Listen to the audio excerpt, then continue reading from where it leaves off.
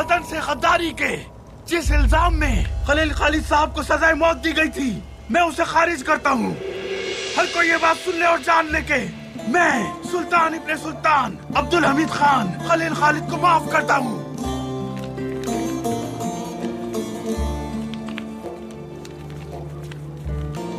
बंदूकें नीचे कर लें। मुझे यकीन था कि खलील खालिद साहब गद्दारी नहीं कर सकते। खलील खालिद साहब, हम गोली चलाना नहीं चाहते थे। सुल्तान मौसम ने हमें इस मुश्किल से बचा लिया।